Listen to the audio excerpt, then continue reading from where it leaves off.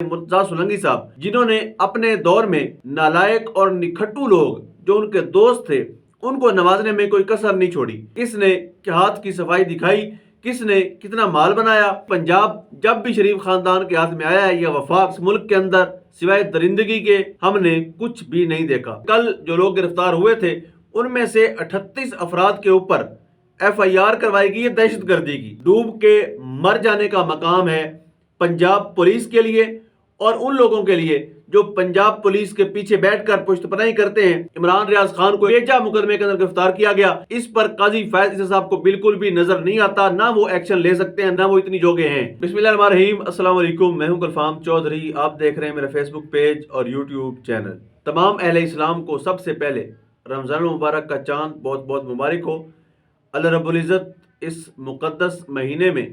پاکستان پر، اہلیان پاکستان پر اپنا رحم نازل فرمائے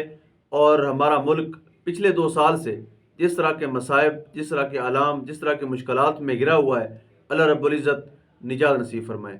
اور تمام امت مسلمہ کے لیے خیر کا راستہ مہیا ہو، آمین۔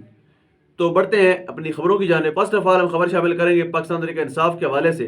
جو عمر ایوب صاحب ہیں انہوں نے ایک مطالبہ بھی کیا ہے اور وارننگ بھی جاری کی ہے۔ انہوں نے واضح طور پر کہا ہے کہ جس طرح سے پنجاب پولیس اس وقت پنجاب کے اندر پاکستان تحریک انصاف کے خلاف کریک ڈاؤن کر رہی ہے اور خاص طور پر لاہور کے اندر جس طرح سے پاکستان تحریک انصاف کی ریلی کو، احتجاج کو روکنے کے لیے جو ریاست زور لگا رہی ہے،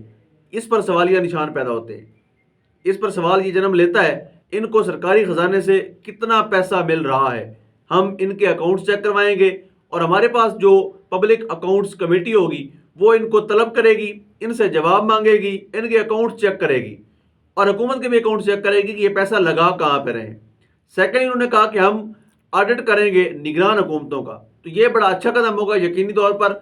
اگر میں نگران وزیر قانون کی بات کر لوں، نگران وزیر اطلاعات کی بات کر لوں، جسٹ ایک بندے کی مثال لے لیں، مرتضیٰ سولنگی صاحب، جنہوں نے اپنے دور میں نالائق اور نکھٹو لوگ جو ان کے دوست تھے ان کو نوازنے میں کوئی کسر نہیں چھوڑی اور ایک اینکر PTV ہوم میں 7,50,000 کی تنخواہ پر لگوایا۔ صرف یہی نہیں، الیکشن کے اندر، الیکشن ٹرانسمیشن کے اندر بھی اپنے دوست بٹھائے اور ان کو خصوصی پیکجز جاری کروائے۔ تو قومی خزانے کو نقصان پہنچانے کے لیے ایک سولنگی ہی کافی تھا۔ تو یہ ایک سولنگی ہے اور یہاں پر بے شمار نگران سیٹا میں بیٹھے لوگ تھے جنہوں نے دونوں ہاتھوں سے لوٹا۔ اب اگر ان کا آڈٹ ہوتا ہے تو یہ کہانیاں کھلیں گی کہ کس نے ہاتھ کی صفائی دکھائی، کس نے کتنا مال بنایا اور اس نگران حکومت نے جو اپنی مدت سے زیادہ حکومت کی اس کا بھی سوال ان سے ہونا چاہیے۔ سیکنڈلی، لطیف کھوسہ صاحب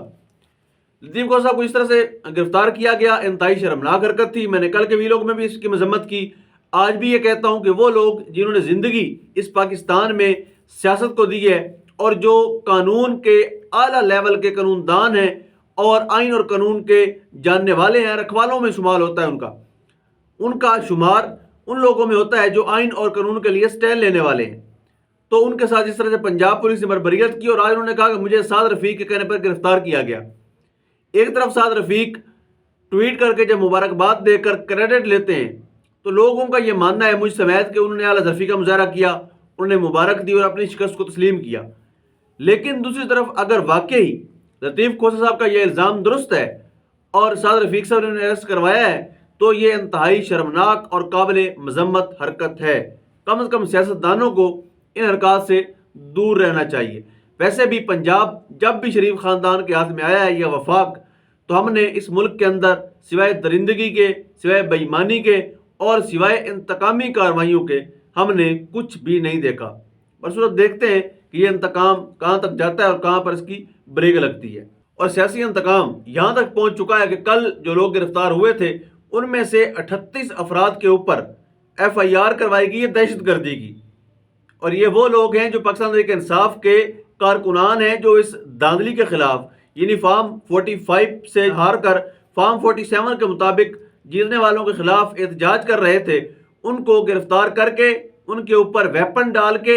ان کو دہشت گرد ڈکلیئر کر دیا گیا ہے ریاست پاکستان کی طرف سے۔ اب میں اس کی تفصیل آپ کے سامنے ذکر کرتا چلوں۔ خاص طور پر اس میں جو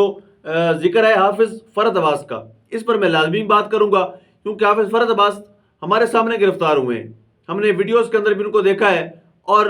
ان کو جس طرح سے گرفتار کیا گیا ہے ان کے ہاتھ میں کوئی ڈنڈا کوئی اسلحہ آپ کو نظر نہیں آئے گا، لیکن جو ایف آئی آر ہے اس کے مطابق کہا گیا کہ حافظ فرحت عباس نے 4-5 نامعلوم ساتھیوں سمیت شدید فائرنگ کی ہے۔ ڈوب کے مر جانے کا مقام ہے پنجاب پولیس کے لیے اور ان لوگوں کے لیے جو پنجاب پولیس کے پیچھے بیٹھ کر پشت پناہی کرتے ہیں اور سیاسی انتقام لیتے ہیں۔ اور ساتھ یہ بھی کہا کہ فائر سرکاری گاڑی کو بھی لگا۔ حافظ فرحت عباس نے ساتھیوں کے ہمراہ کانسٹیبل کی وردی پھاڑی، اسے اغوا کرنے کی کوشش کی، اور مزید کہا گیا کہ حافظ فرحت عباس کو قابو کر کے پولیس نے پستول برآمد کیا اور 42 ملزمان سے ڈنڈے اور سوٹے برآمد کیے۔ اور یہ اسی طرح کا مزاحیہ کیس ہے جس طرح سے فاروق حبیب جب فواد چودھری کو گرفتار کیا گیا اور غیر قانونی طور پر، یعنی جب لاہور ہائی کورٹ نے ان کو بلایا کہ پیش کریں، ان کو غیر قانونی طور پر اسلام آباد لے جانے کی کوشش کی جا رہی تھی ٹول پلازا کے اوپر، فاروق حبیب نے بلیک ویگو ڈالے کے سامنے آئے، انہوں نے روکا، انہوں نے کہا کہ آپ اس طرح لے کر نہیں جا سکتے، تو فاروق حبیب کے اوپر مقدمہ درج کر دیا گیا کہ انہوں نے سارے سرکار میں مداخلت کی ہے اور پولیس والوں کی وردیاں پھاڑی ہیں اور ان کے اسلحہ چھینا ہے۔ تو ایسی ایف آئی آر بھونڈی قسم کی آتی رہتی ہیں، چلتی رہتی ہیں، لیکن انتہائی شرمناک ہے۔ ہم پہلے بھی کہتے رہتے ہیں کہ وقت گزر جائے گا، اقتدار سدا کسی کا نہیں رہتا، لیکن رویے، لہجے اور سلوک یاد رہتے ہیں۔ سیاستدانوں کے سلوک کبھی بھی نہیں بھولے جا سکتے۔ ایک اور خبر آپ کے سامنے رکھتے ہیں جو بڑی دلچسپ ہے کہ پنجاب اسمبلی کے اندر 9 خواتین کو جو مخصوص نشستوں کی فہرست ہے وہ جاری کر دی گئی ہے۔ یاد رہے کہ یہ جو خواتین ہیں یہ پارٹی کی سیٹوں پر نہیں آ رہی، بلکہ پاکستان تحریک انصاف جو اس وقت سنی اتحاد کونسل ہے ان کی مخصوص نشستیں جو ان کو ملنی تھیں، اور الیکشن کمیشن میں بیٹھے چیف الیکشن کمشنر جو اس وقت مسلم لیگ نون کے ذاتی نوکر کا کردار ادا کر رہے ہیں،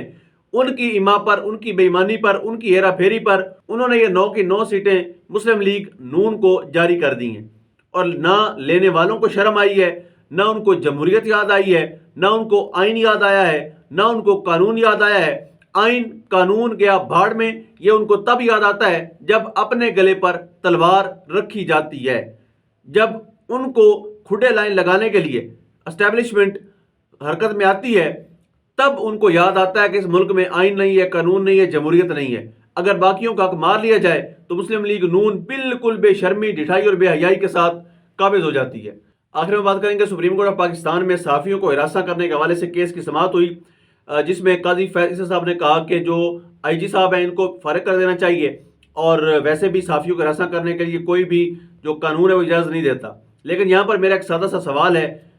کہ عمران ریاض خان بھی ایک صحافی ہیں، ارشد شریف شہید بھی ایک صحافی ہیں، جمیل فاروقی بھی ایک صحافی ہیں، صدیق جان بھی ایک صحافی ہیں، سمی ابراہیم صاحب بھی ایک صحافی ہیں، یعنی میرے پاس ایک لمبی فہرست ہے۔ اگر میں آپ کے سامنے گنتا جاؤں گا تو میں پورا ویلاگ اس پہ کر سکتا ہوں، جن کو یعنی ارشد شریف کو شہید کیا گیا، عمران ریاض خان کو 142 دن تک غائب رکھا گیا، ان کے ساتھ جو سلوک کیا گیا وہ پوری قوم نے دیکھا، ابھی بھی ان کو 15 دن پابند سلاسل رکھا گیا اور بے گناہ بے جا مقدمے کے اندر گرفتار کیا گیا۔ اس پر قاضی فیض عیسی صاحب کو بالکل بھی نظر نہیں آتا، نہ وہ ایکشن لے سکتے ہیں، نہ وہ اتنی جوگے ہیں۔ لیکن جہاں پر ریمارکس دینے ہو، جہاں پر باتوں باتوں میں ہیرو بننا ہو، وہاں پر ہمارے چیف صاحب ایکٹیو نظر آتے ہیں، اور وہ ہمیشہ سے آپ کو لگے گا کہ جیسے واقعی بڑا کوئی آئین اور قانون کا رکھوالا بات کر رہا ہے، لیکن جب بات آئے گی صحافیوں کے حقوق کی، جب بات آئے گی ارشد شریف کی، جب بات آئے گی عمران ریاض خان کی، تو قاضی صاحب انصاف دینے سے فرار ہو جاتے ہیں۔ برصورت اللہ پاک وطن عزیز کا حامی و ناصر ہو۔ پاکستان زندہ باد۔